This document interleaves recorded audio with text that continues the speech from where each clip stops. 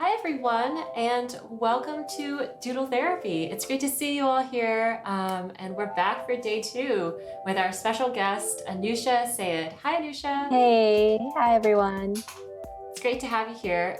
If you're joining us live, please feel free to introduce yourself, share, where you're from, and our random question of the day is, with Halloween coming up in just 4 days, we'd love to know who you're dressing up as for Halloween, or if you're not dressing up, who would you like to dress up as if this was like a normal non-COVID time? So if you're new to the show, basically the way that this works is every week we focus on a different genre of illustration, and we bring on a special guest to help us explore that topic and learn all about it. So this week we're focusing all about children's book illustrations with Anoosha, who we'll introduce in a sec. And because this is an interactive drawing show, you're totally welcome to also draw along as well if you have an idea for a children's book and want to learn as well. And, if you've watched the show, you probably know that I really love it when the audience asks questions, and definitely don't be shy if you have a question about something. Feel free to ask it. We're open books here. So yeah, let us know if there's anything that is on your mind. So hi to Benita. Yes, thanks for the crown. Today I'm a witch. And So cute. thanks. Hi to Sarah, who's joining us from Egypt. Wow. And to Catherine, who is joining us with her niece, Callie, who is going to be wearing a hazmat suit with her friend for Halloween. Oh, that's fun. Fun stuff. So we're going to just check out some of Anoosha's work here. So Anoosha, would you mind telling us a little bit about yourself, and also if you're dressing up for Halloween, and if so, what you're dressing up as? Okay. So hello everyone. I'm Anoosha Syed. I'm a freelance illustrator and character designer for animation. I have illustrated over 20 picture books for kids, and I previously worked with clients including Netflix, Disney Junior, DreamWorks TV, and Google. And for Halloween, I don't have any plans as of yet. But if I were to dress up, I would go as a Lego. I would go as a Lego. Yeah. Lego. You could have some friends who are Legos, and then you could form shapes. That would be really fun. Yeah. Cool. And 20 books. That is so impressive. That's you could form a library with just your books alone. Yeah. It's actually pretty funny because whenever I complete any book, the publisher will send me a couple of copies, usually 5 to 15. And I don't know where to put my books now. There's a literal library happening in my closet. That is so cool. Yeah. Do you ever I just give them away now. Yeah. Do you ever do book tours or book readings to little kids and stuff, and then you could bring those books? I've done a couple of school events, and I've given out books in those, or conventions. Most of my events that I had planned were supposed to be this year, which unfortunately got canceled. Yeah. So we'll see if I'll be able to continue doing that next year. Yeah. Maybe. That's cool. Yeah. Oh, and hey to Sailor G, Amy, for joining us as well.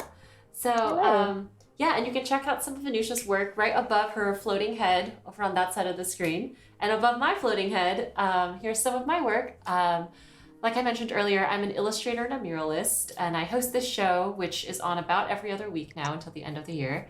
And some of my work you can check out at places like the Asian Art Museum, Phil's Coffee, Autodesk, etc.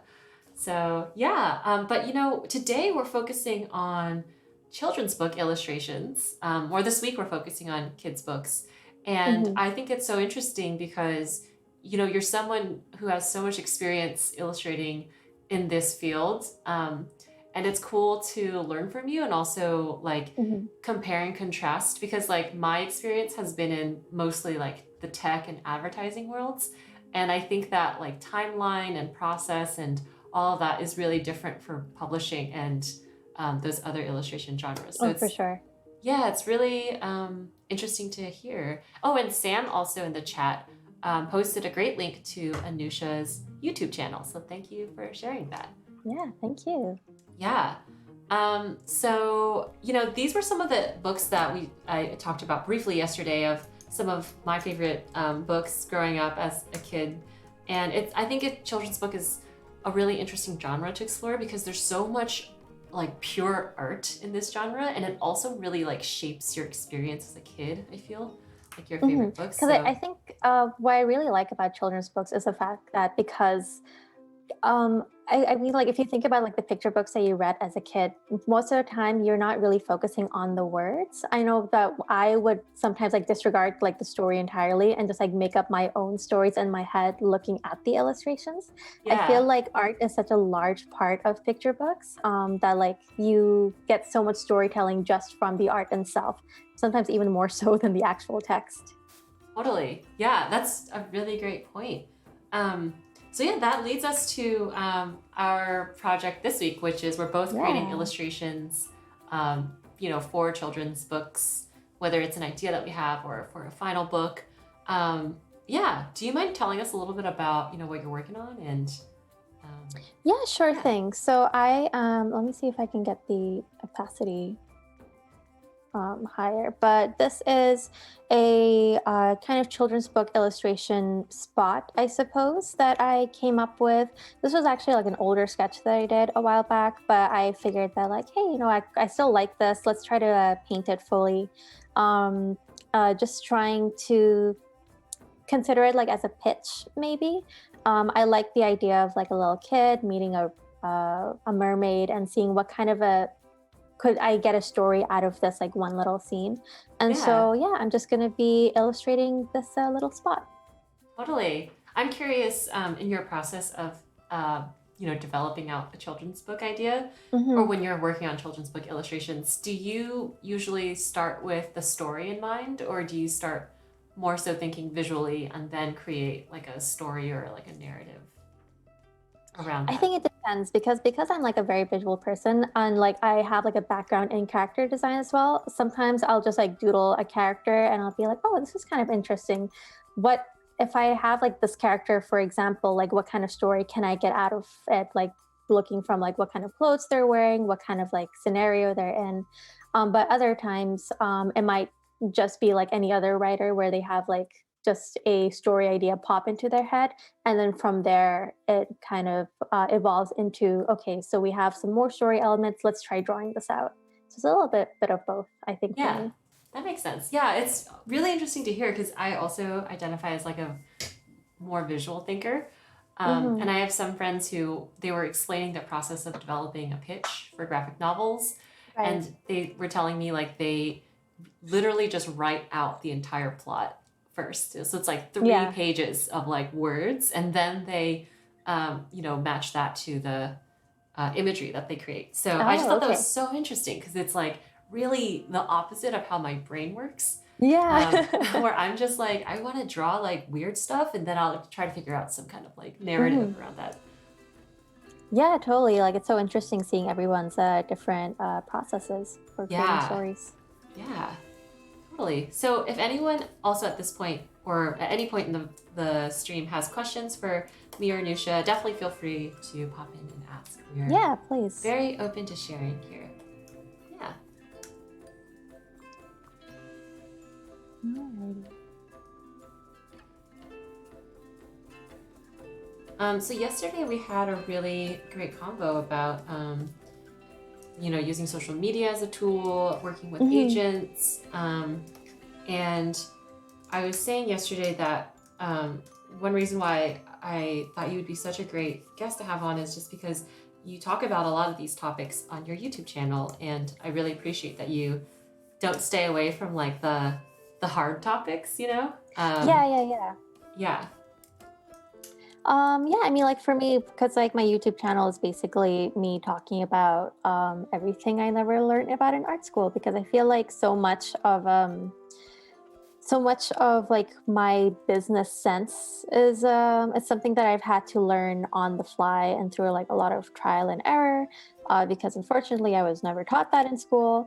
And so, like, one of those things is actually social media. Because as a freelancer, yeah, social media is like a huge part of my job. I mean, it's almost like a second job. Yeah, it Um, is. It is. Yeah. so, I mean, like, it's how I get like 90% of my work. And so I did want to touch base on those kinds of topics because, again, like, people don't really tell you how big of an effect social media has on your livelihood. Yeah, it's also That, oh, sorry. I was gonna also say it's also really interesting because it's such a new topic that it mhm. feels like anything that you say that is specific and therefore useful Yeah. is like inherently out of date, by the time that the Oh, student that's so true. graduates, because the platforms are Mhm. always changing. Um, yeah. Yeah, that is true. Especially like the way that the algorithms are going. Like at first I would have, if you asked me a few years ago, I would have said that, yeah, like Instagram is like the place to be, or like Tumblr is the place to be for like posting your work. But now I'm Tumblr. like, okay, yeah, Tumblr, Yes. like I don't even go on there anymore. I feel like it's a bit more kind of almost irrelevant now. I feel Yeah, what like most happened to people have Tumblr? migrated. I don't know. I used to use It's Tumblr a lot for like just blogging yeah. about like Yeah, I feelings, used to be on just there like like words. every day. Yeah. um But now Um, it's just, I would say like Twitter is where it's at. yeah, Twitter has been a surprisingly really helpful tool. And I say surprisingly because, like I mentioned yesterday, like I don't think that it's the greatest like UI for sharing Hmm. images and stuff, Yeah. and all my like art tweets are sandwiched in between tweets about, random things like food and Yeah. um, yeah, it's like kind of a mismatch, but it's surprisingly been a really effective way at getting a lot of that stuff out there. Yeah. Definitely Sarah, because, like, oh, oh, sorry, go ahead. oh no, I was going to change the subject, so you should totally Oh, finish yeah. here. Okay. Okay. Yeah. I was just going Oh, to say, because, like we were talking about yesterday, because, like, yeah, Twitter's not great for images, but it's great for networking yeah, and being able to, like, connect with potential clients and art directors, which is why I like that more than Instagram for that reason. yeah, yeah. Sarah Mary um, says, what are some of the exercises or routines that we've had that have helped us feel like we're improving as an artist? That's a great question. Yeah. I think I like I really think it's important to compare yourself against yourself if you're going to That's a compare good yourself to one. others. And so, one thing that helps me track my growth is just to look at old pieces. And that naturally happens whenever I like update my website, which is like once a year. It should be like Hmm. more frequent. Um, but that makes me feel like I'm growing because I can spot the things that I would do differently and see, how I would change things now. Yeah, I completely agree with that. There's this thing that I've seen a couple of people do, and they'll have Oh, like yeah. a painting that they'll redraw every year. They'll take like the same concept and then they'll redraw it. And I've seen like people do this, like they've done it like 5 years in a row now. And That's like so I've never, cool. I've only done it like 1 or 2 years, but like seeing that evolution of like your art style, but also just like the way that you I suppose like problem solve and how you interpret the piece as well. That's always like really interesting. So that is Totally. like a really cool exercise that you could do. Totally. What else? Yeah, let me think what else. Elevation asks if there's anyone here who's developed cosmetic labels. So I've never done that, but that sounds really cool. So if anyone wants me to work with them on a beauty product, hit me up. I'm down. That sounds so much fun. Yeah. And welcome to Dark Horse for joining us live. Yay. Hello. Yay, yay, yay.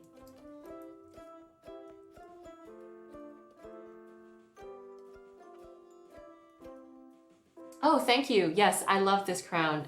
It's very different thematically from yesterday when I dressed up as Ash Ketchum. So today's a little bit more gothic. I actually have these lace gloves. I love Halloween, but it makes it hard to use the touchpad. So I'm Are you wondering, right? Anoosha, Yes, sorry. I'm wondering, and this is just whatever you feel Mm-hmm. comfortable sharing, but I'm curious, like, what would you say your like art goals are or your art dreams are if you were to uh, Oh, sure. think of any? My art dreams would be I guess it would be to be able to work with clients or to be able to create work where it's like I have complete and total creative freedom. Because I do love like the work that I've been doing so far, but obviously like I do have to cater to what the clients want, and like because I never write my own stuff, it's like I always illustrate other people's work, so I do have to conform to what the writer and like the art director and everything wants.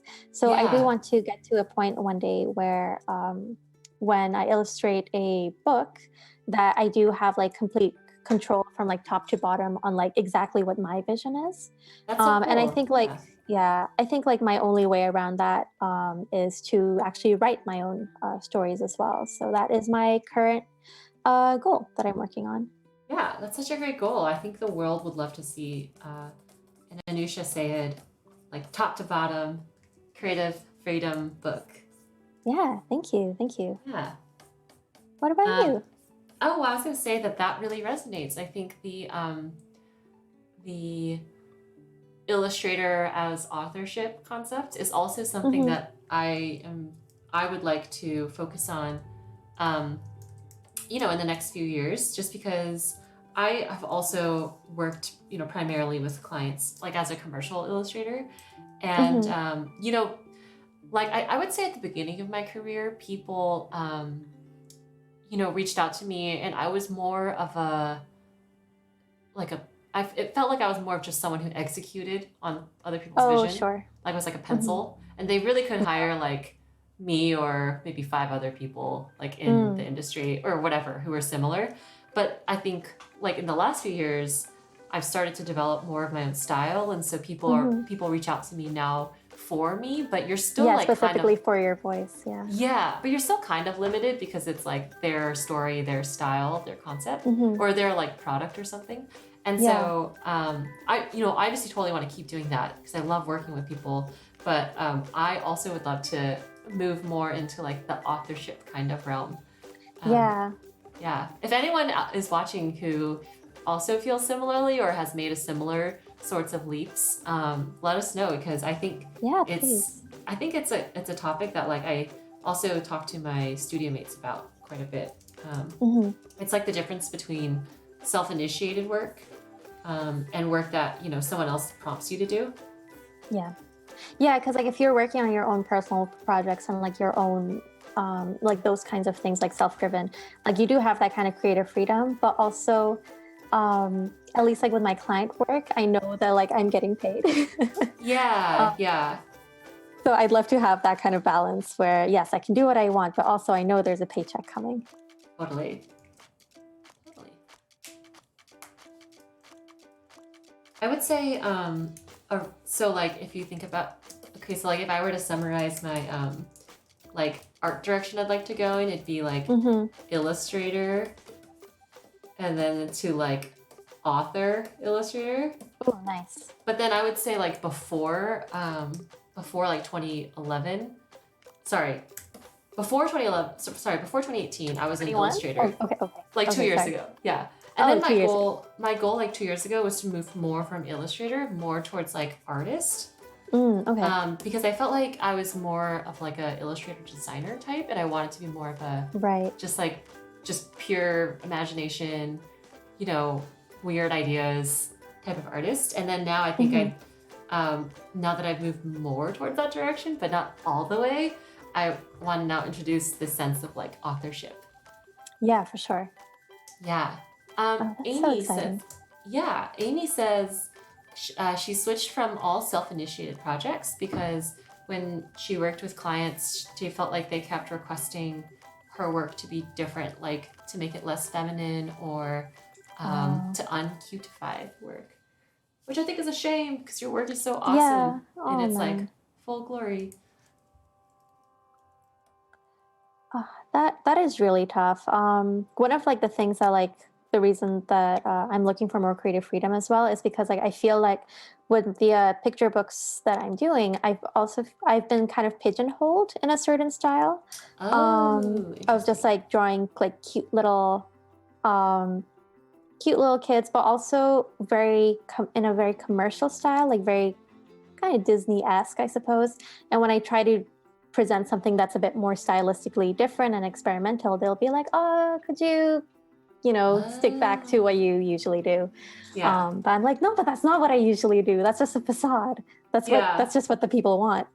Um, so again, like I'm hoping that with author illustrator projects that I eventually do, I will be like, no, I'm gonna do whatever style I want. I don't care.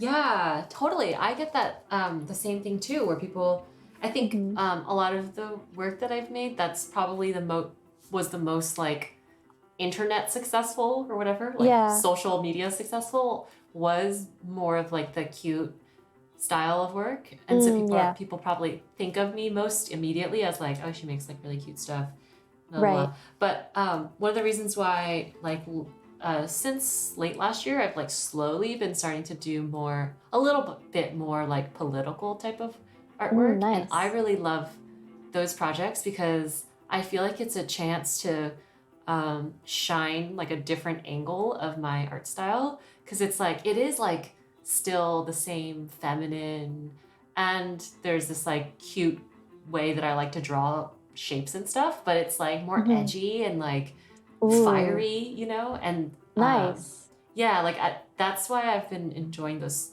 types of projects a little bit more. But I totally like feel you on the people thinking that it's like these cute, pleasant characters, like yeah, which I have no problem with. I love drawing cute things, but Yeah. just don't But like to like be pigeonholed. If I yeah exactly. yeah. Um, so we also got a question, which is, do you have any tips, Anisha, for making drawing on the iPad more ergonomically friendly? Like any desk or pen stand tips? Yeah. So for the desk, because I do have I have horrible back problems just from like drawing on a desk all day.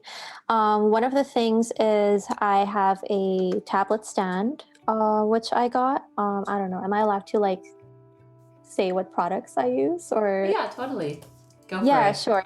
Yeah, so I have like this tablet stand called KabCon, KABCON, which I really like because like you can adjust the height of it, and so as someone like who needs like a lot of height for my tablet stand, like that was really good for that. And then I more recently I've started to try doing like a standing desk sort of thing.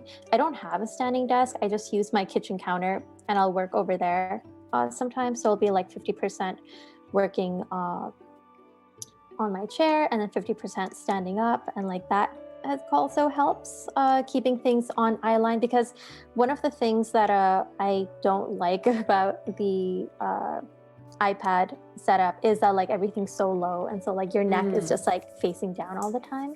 yeah. Oh, I also have a box. It's You work on my a laptop is box? I have like a box which I put on top of my kitchen counter. So again, Oh, like cool. it's all about like making everything eye level. Yeah. Yeah, when I use my Wacom tablet, which Hmm. is kind of a similar setup to an iPad, it's like about the same size, like 13 inches. I have it on a stack of books, which Oh, probably nice.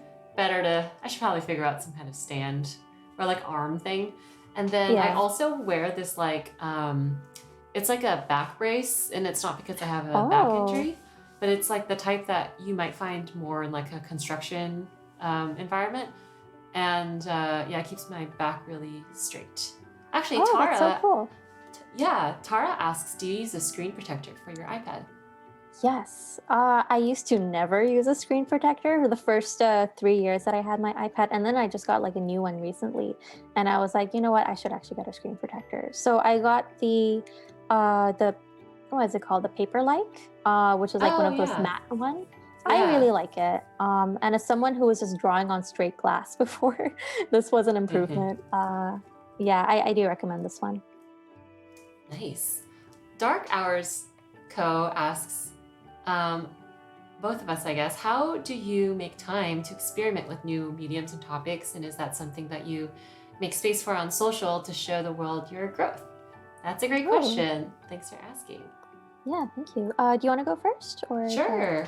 Um, yeah, I feel like I naturally make a lot of time to experiment because I don't really know how it worked out this way, but like it seems like I always have a show piece in the works. Like I'll have my normal client projects lined up, and then there will always, it seems like there's always like at least one show that I'm a part of that's at some point in the future. It's not like a tight Mm, turnaround type of thing. Like maybe it'll be, scheduled for like 3 months from now, and I just know that I'm like a participating. gallery show?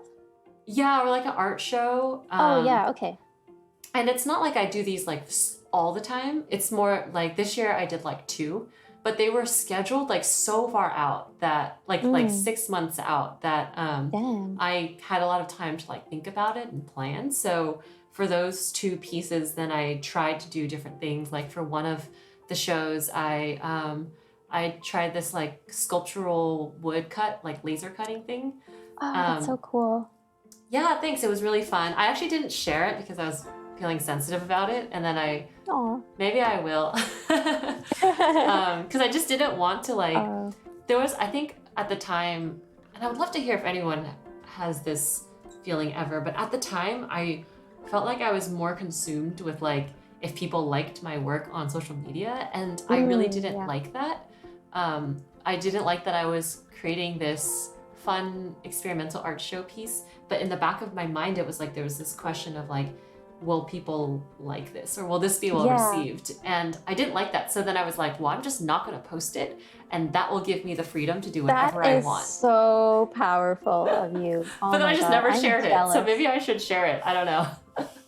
That's amazing. I wish I had your strength because like I'm unfortunately I'm in the rut of like whenever I create anything, I'm just like, okay, I'm trying to make this as appealing to my audience as possible.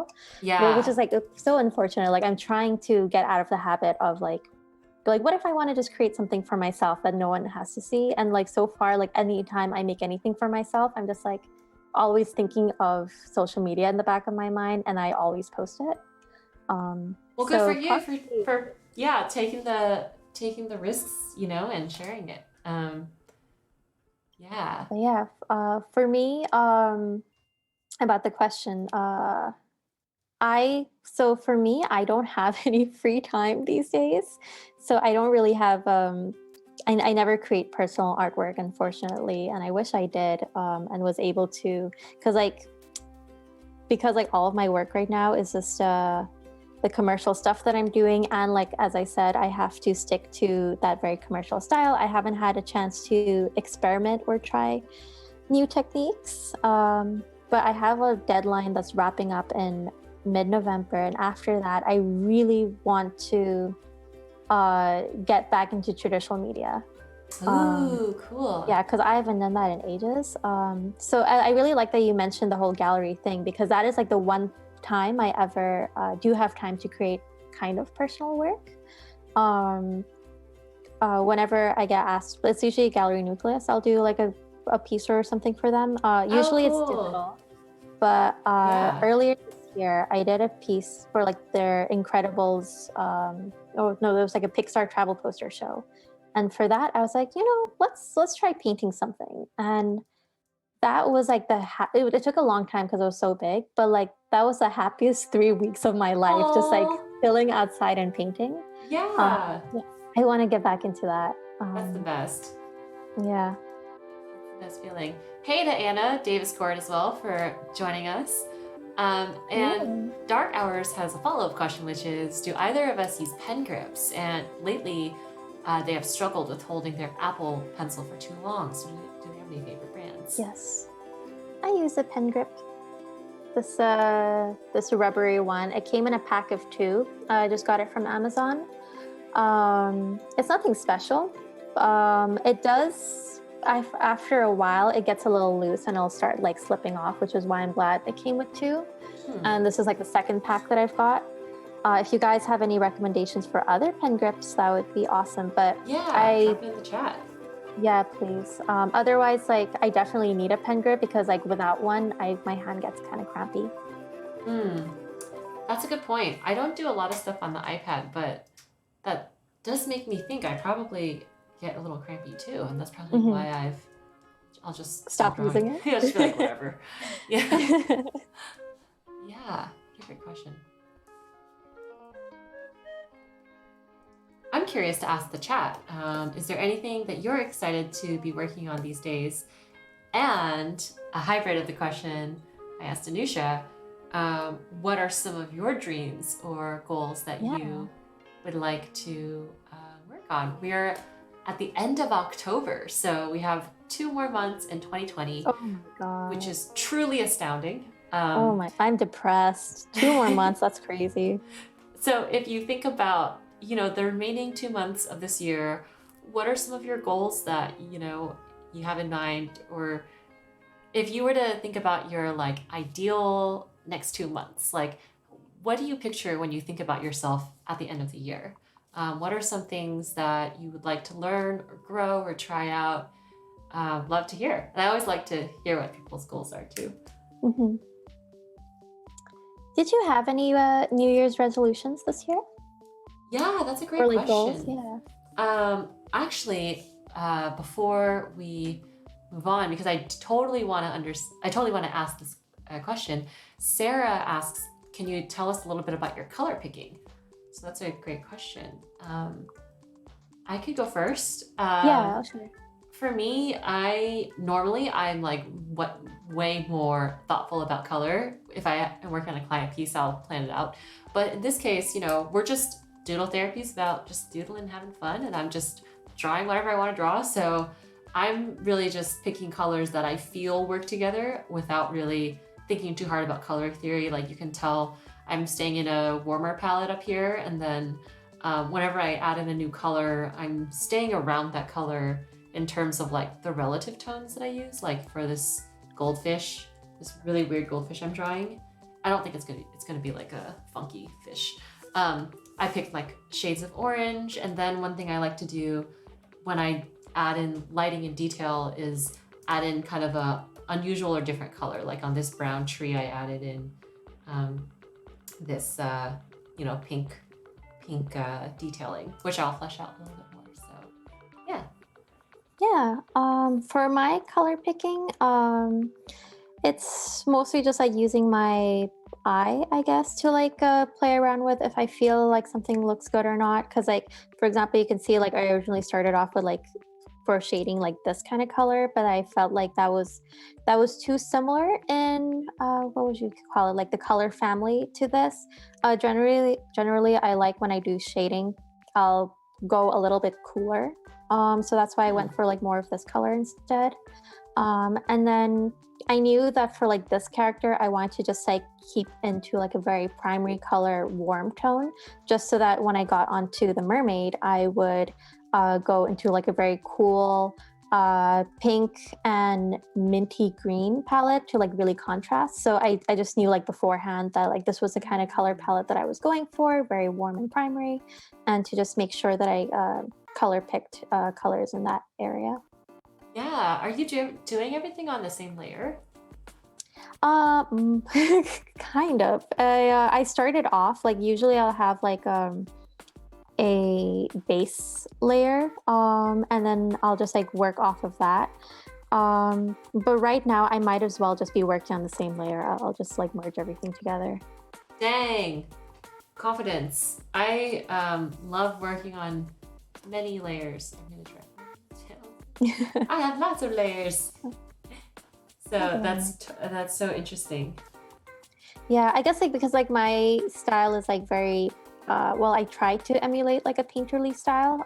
Since like you're painting on one layer in real life, it Yeah. makes you also paint on one layer digitally as well. Yeah. Love it. Cool. So I interrupted you when you were asking about goals. Yes, right. But we're also getting some really great responses from the chat. So Sam says Oh, that cool. they're hoping to finish up commission work and finding time to start hitting the personal project hard again. Totally feel you on that. Mm-hmm.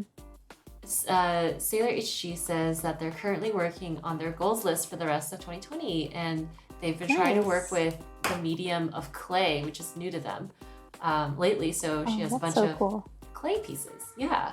And Anna is working on some sourdough, and they're making some Hungarian mushroom soup. Ooh, yummy. Ooh, yummy. Yummy, yum.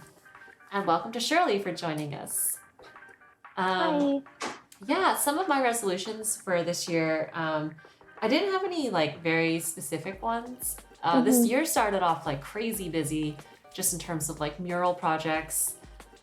So my goal wasn't really I want to get like this accomplishment or this sort of thing. Right. I think just in general, I wanted to work on the value of courage and having more courageousness in Oh, that's my beautiful. in my work and in my just also like process and art and also life. I think Right. that for me that meant like taking more risks, pushing myself in terms of like concepts and the way that I draw and technique, just like putting myself out there more and trying new things. Mm-hmm. That's awesome. How do you feel like you've succeeded? Like now that we're Uh, towards the end of the year? yeah, I definitely think I'm much more brave than I was at the beginning. The Mm-hmm. other goal that I had, like as a secondary to courageousness, was to express myself like fully. Mm. And yeah, I think like I'm not sure why. I was just holding back all the time, like if I wanted to Yeah. wear a crazy outfit, I would second guess it, that sort of thing. Okay. And yeah, I think just like it's really weird, but after I moved apartments, that like had a spark in me where I just felt a lot more like empowered and just kind of like went for it more.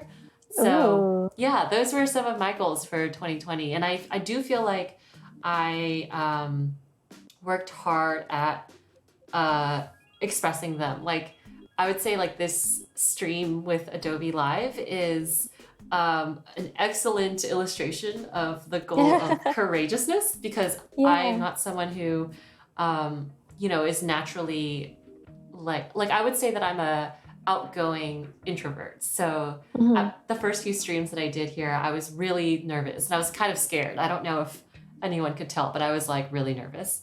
And now it feels like so much more comfortable, and I'm glad that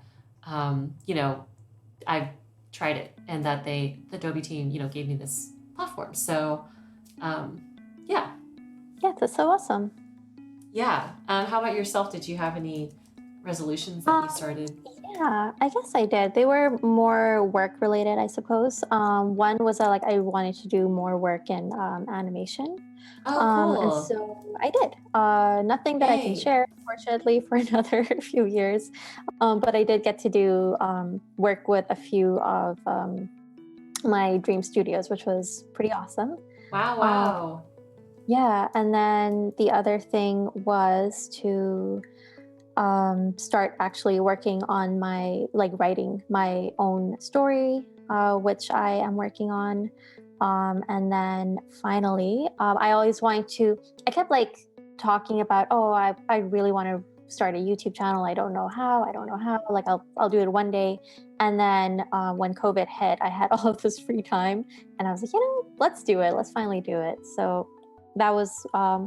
It wasn't like a New Year's resolution goal, but it was something that I had been um, kind of talking about for a while and just never did, and I finally did it.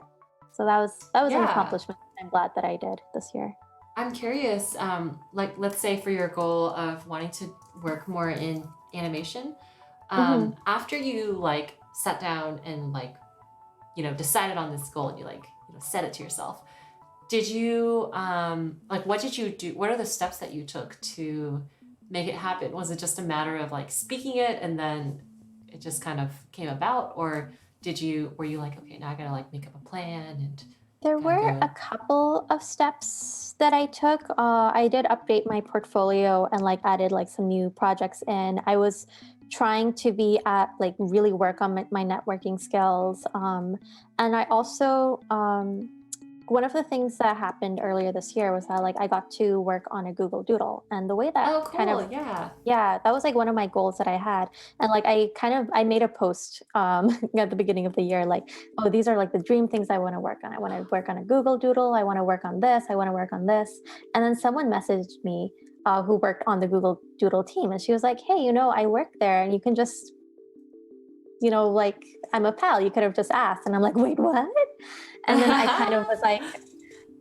kind of had like the realization that like I do follow um, a couple of I have like some friends who work in the industry, and I was like, like I should not take advantage of it, but I should, like, they're there to help. And I feel like that is something that I learned of like your friends are around to help you out, and to, if you need help, to just ask for it.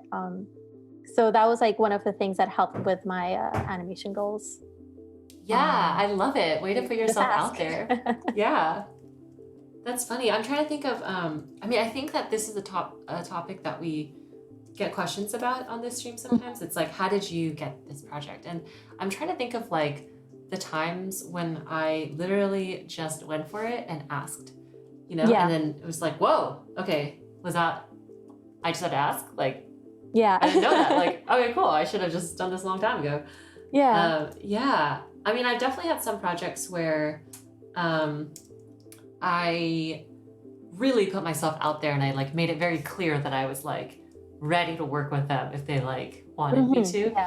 Yeah. Like one of them was like with the Asian Art Museum. I got to work with their team to paint 2 murals that were interactive Oh, and awesome. develop those with them. Yeah, and so the way it happened was originally the curator and the lead designer originally reached out to me, but it was more of like an informational kind of thing. Like, we just want to see like, what's your style? Like, if we were to do this, would you be interested in this? Like, it was more Right. hypothetical, like sussing it out. And then I was like, all right, well, like they're already interested, so I'm just gonna follow up pretty proactively. And it might be annoying, but like I'm assuming that they're interested because they reached out to me first. Yeah, So exactly. Yeah. yeah.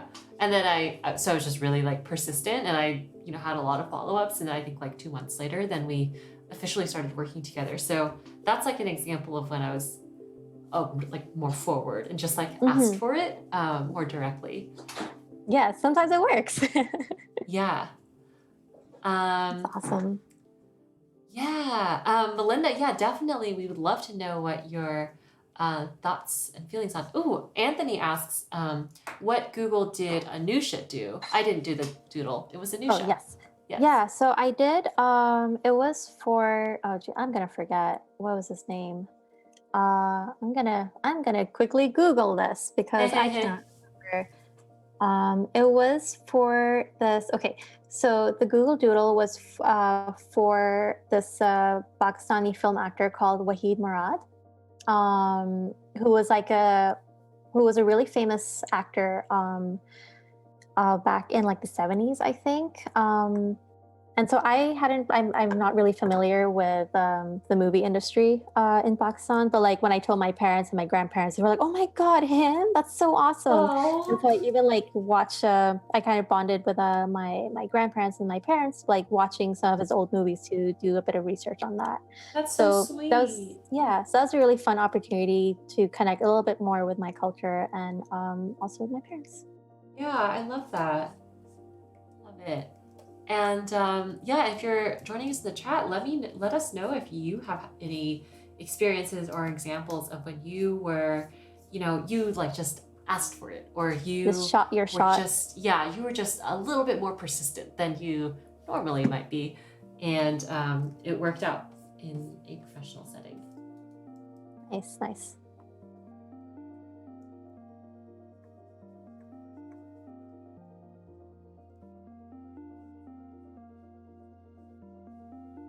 I think like I love your over. fish. So cute. Oh, thanks for saying that. Yeah, I think I'm gonna draw a like a lot of uh sea type creatures that are Mm. swimming through this like tree, and it's sort of, it's unusual and surreal.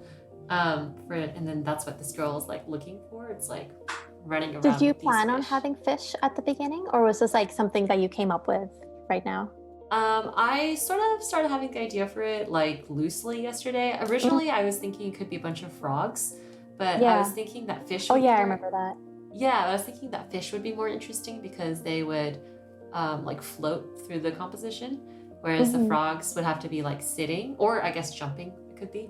Yeah, Um, yeah. so that's why I was thinking like fish and frogs and maybe some like jellyfish or something. Mm, That's my vibe that'd be really currently. pretty.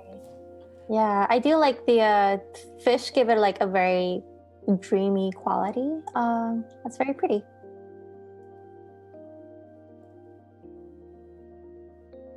Um, yeah, and Anthony says, congrats to you, Anoosha.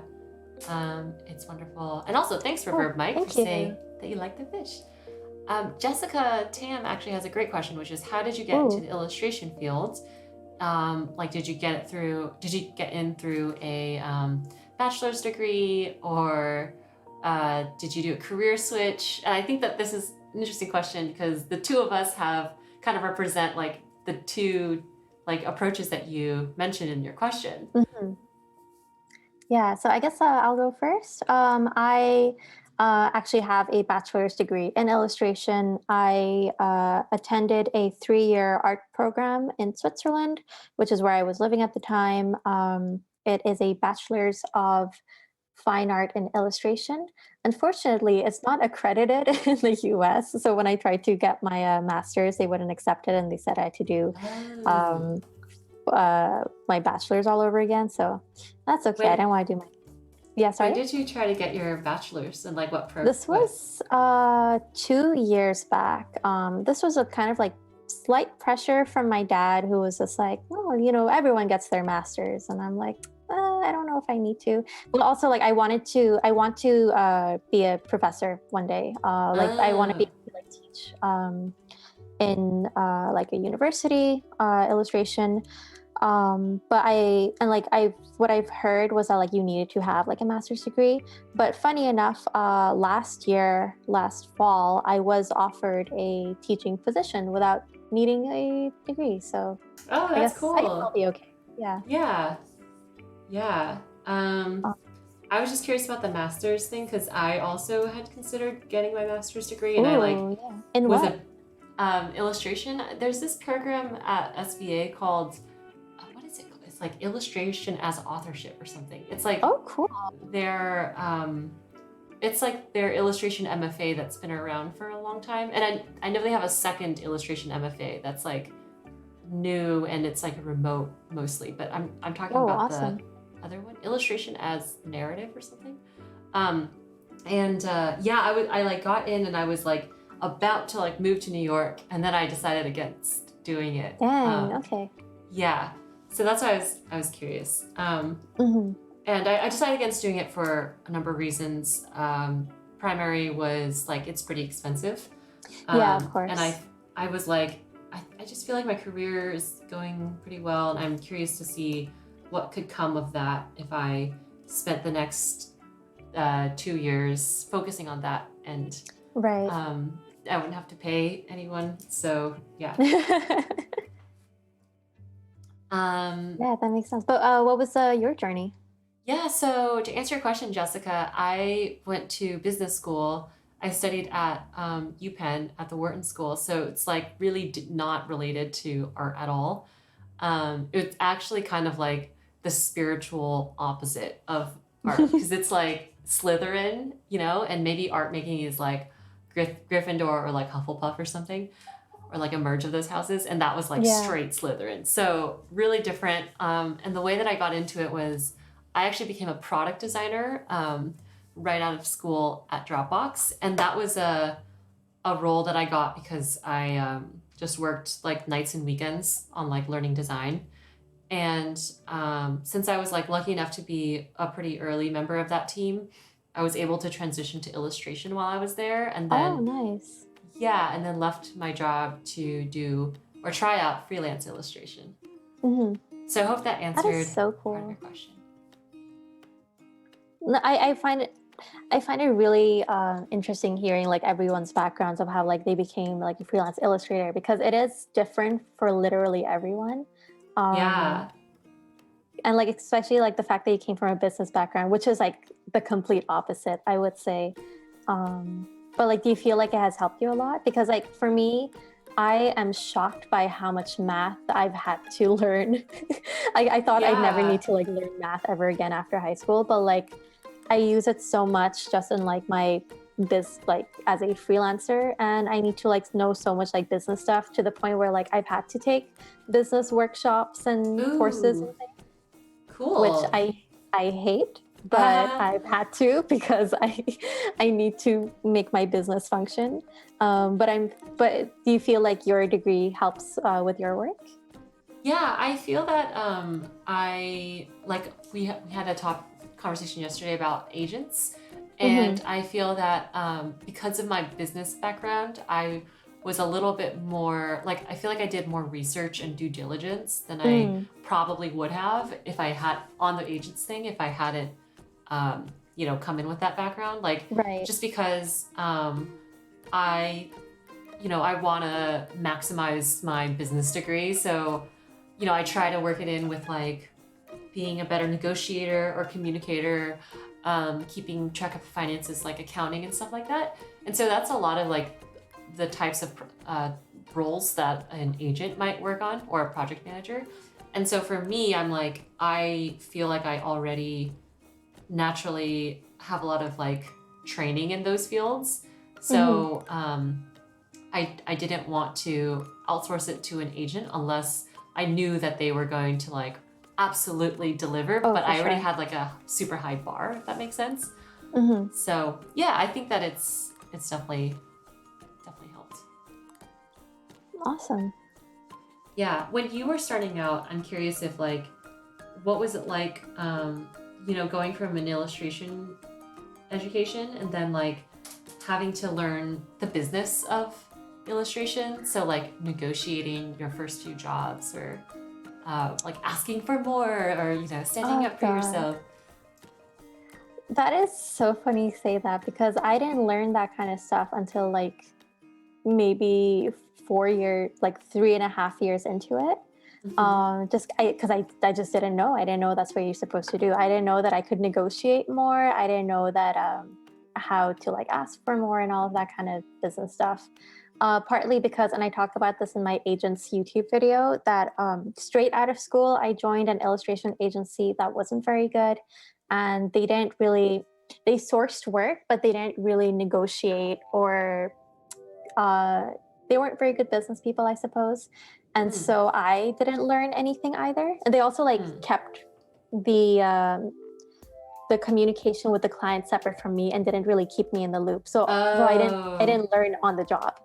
yeah, I Um, don't like that because then you're really tethered to them, to the agent, exactly. and you can't ever branch out off and like leave them. If you I mean, you're not like married to them, so like Yeah. yeah. Exactly. So I was like extremely dependent on them. And then when I finally left them and joined like my current agent, through her, I was able to like learn that, oh, you can ask for more.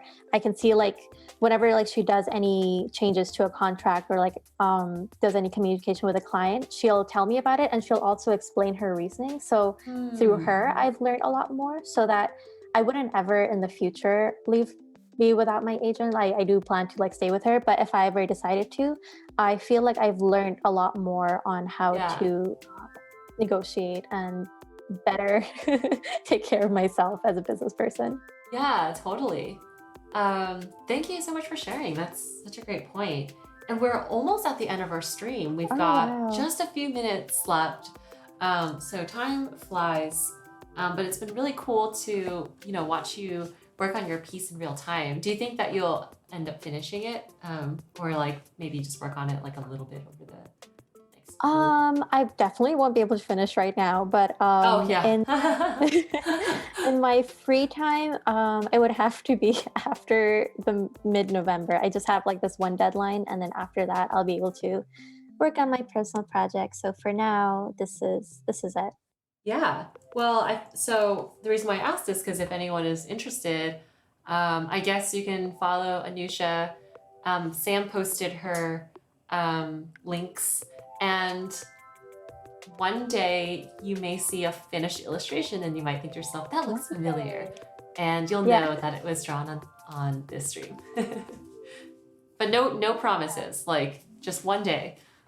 one day. It could be next year. Yeah. I mean, like I sketched this out 3 years ago, so it could be another 3 years before you actually see this in Yeah. its final form. Yeah. We're playing the long game here. So hmm I like suspense in my life. yeah. Yeah.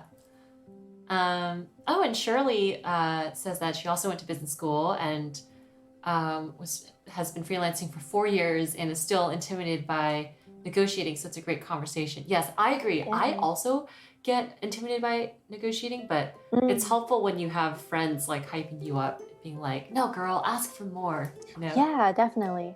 Yeah. So we're just about at the end of our stream now. This is really fun last 2 days.